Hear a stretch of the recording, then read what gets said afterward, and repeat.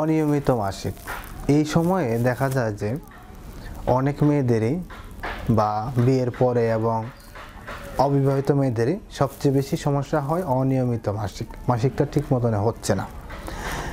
মাসিক ঠিক মতন না হওয়ার কারণ কি বা অনিয়মিত মাসিকের কারণ কি এবং অনিয়মিত মাসিকের সঠিক চিকিৎসা কি আজকে আমরা এই ভিডিওতে আলোচনা করব। অবশ্যই নতুন হয়ে থাকলে চ্যানেলটা সাবস্ক্রাইব করে পাশেই থাকবেন। এই চ্যানেল থেকে প্রতিনিয়ত আমরা নারী এবং পুরুষের বিভিন্ন স্বাস্থ্য সম্পর্ক বিভিন্ন টিপস অ্যান্ড ট্রিক্স দিয়ে থাকি। অবশ্যই আমাদের সাথেই থাকবেন। প্রথমে আমরা যে বিষয়ে জানবো সেটা হচ্ছে অনিয়মিত মাসিকের কারণগুলো আসলে কী কারণে অনিয়মিত মাসিক হয়ে থাকে। অনিয়মিত মাসিকের বেশ কিছু কারণ রয়েছে। যদি একজন মহিলা অনেক বেশি স্ট্রেসে থাকে, চাপে থাকে, তাহলে অনিয়মিত মাসিক হতে পারে।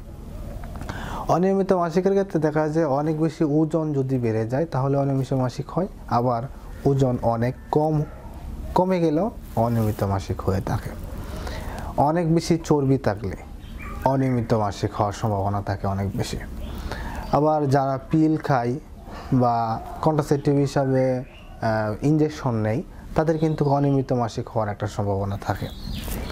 থাইরয়েডের সমস্যা রয়েছে, যাদের থাইরয়েড রোগ রয়েছে বা থাইরয়েডের সমস্যা রয়েছে বা থাইরয়েডের ওষুধ খাচ্ছে, এইরকম রোগীদেরও কিন্তু অনিয়মিত মাসিক হয়ে থাকে। এছাড়াও যারা যেই মহিলাগুলা বুকের দুধ পান করাচ্ছে, ব্রেস্ট ফিডিং করাচ্ছে, তাদের অনিয়মিত মাসিক হওয়ার সম্ভাবনা থাকে অনেকটা বেশি। যে মহিলাগুলার আয়রন লেভেল শরীরে অনেক বেশি কম, তাদের অনিয়মিত মাসিক হওয়ার সম্ভাবনা থাকে অনেক বেশি। এছাড়া যে মহিলাগুলার ইউটেরাসে কোনো ফাইব্রয়েড রয়েছে বা টিউমার রয়েছে বা কোনো ক্যান্সার সেল রয়েছে, তাদের অনিয়মিত মাসিক হওয়ার সম্ভাবনা থাকে অনেক বেশি।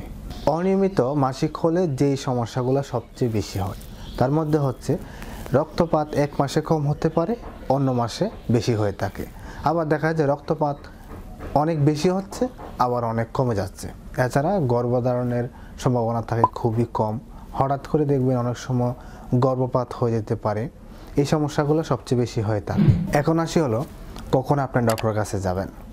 ডক্টরের কাছে তখনই যাবেন যখন আপনার মাসিকটা 21 দিনের কমে নেমে যাবে এবং 35 দিনের বেশিতে যাবে। অর্থাৎ হচ্ছে যে মাসিকটা 21 দিনের কমেতে শুরু হচ্ছে এবং 35 দিনের পরে গিয়ে শুরু হচ্ছে, তাদের অবশ্যই ডক্টরের কাছে যেতে হবে।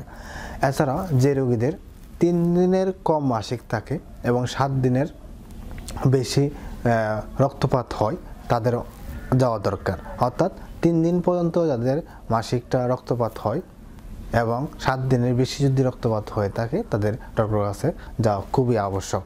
এছাড়া যদি অতিরিক্ত রক্তপাত হয়, রক্তক্ষরণ হয় এবং তলপেটে যদি অতিরিক্ত ব্যথা হয়, তাহলে আপনার ডক্টরের কাছে যেতে হবে।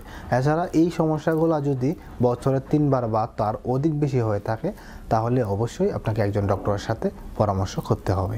যাদের অনিয়মিত মাসিক তাদের কিছু রুটিন পরীক্ষা রয়েছে, সেই রুটিন পরীক্ষাগুলো আমাদের করতে হয়। যেমন CBC, RBS, serum creatinine, USG of ultra, একটা হোল অ্যাবডোমেন অথবা লোয়ার অ্যাবডোমেনের একটা আলট্রা করতে হয়। এছাড়াও কিছু হরমোন পরীক্ষা করতে হয়, T3, T4, TSS এবং প্রোল্যাক্টিন হরমোন। এইগুলা রুটিন পরীক্ষাগুলো করার ফলে আমরা বুঝতে পারি বা বোঝা যাবে, একজন ডক্টর বুঝতে পারবে যে এটা আসলে কোন ধরনের সমস্যার কারণে আপনার অনিয়মিত মাসিক হচ্ছে। এই রুটিন পরীক্ষাগুলো খুবই আবশ্যক। এখন আসি হলো চিকিৎসার ক্ষেত্রে আমি বলবো প্রথমে এই সমস্যাগুলো দেখা দিলে একজন গাইনোকোলজি কনসালটেন্টের সাথে পরামর্শ করবেন এবং তার চিকিৎসা অনুযায়ী, তার যে পরামর্শ রয়েছে সেই পরামর্শ অনুযায়ী আপনাকে চিকিৎসা নিতে হবে। চিকিৎসার ক্ষেত্রে আমরা সবসময় বলে থাকি ডায়েট এবং এক্সারসাইজ, এই দুইটা জিনিস মাসিক নিয়মিত করার জন্য খুবই ভালো কাজ করে। সো ডায়েট এবং এক্সারসাইজ দুইটা খুবই ভালোভাবে মেনটেন করতে হবে। কিছুক্ষণ আগে যে বলেছিলাম যে কিছু হরমোন পরীক্ষা রয়েছে, সেই হরমোন পরীক্ষার ক্ষেত্রে যদি আপনার হরমোনের ব্যালেন্সটা ইমব্যালেন্স থাকে, তাহলে এটা হরমোনাল ড্রাগকে নিয়মিত করতে হবে। অবশ্যই যাদের শরীরে আয়রন পরিমাণ কম রয়েছে তাদেরকে পরিমাণে খাবার দাবার বেশি গ্রহণ করতে হবে, যেগুলোতে আয়রন রয়েছে। যেমন ডিম খেতে পারেন, কলা খেতে পারেন, দুধ খেতে পারেন, কাজু বাদাম খেতে পারেন। যেগুলোতে আয়রন লেভেলটা অনেক বেশি রয়েছে, কচুর শাক খেতে পারেন, এগুলোতে আয়রন লেভেল অনেক বেশি রয়েছে, সেগুলো আপনার খেয়ে গেলে আশা করি আয়রন লেভেলটা বাড়লে আপনার মাসিকটা নিয়মিত হবে। এছাড়াও যদি আপনার যে একটু আগেই বলেছিলাম যে হরমোন লেভেল যদি ইমব্যালেন্স থাকে সেগুলোর ওষুধ খেতে হবে এবং ডক্টরের পরামর্শ নিতে হবে। আপনার ওজনটা যদি অনেক বেশি থাকে সেই ওজনটাকে অবশ্যই নিয়ন্ত্রণে আনতে হবে, যদি অনেক বেশি কম থাকে সেটা বাড়িয়ে আপনার লেভেলে নিতে হবে, হাইট এবং বয়স অনুযায়ী আপনার ওয়েটটা ঠিক রাখতে হবে।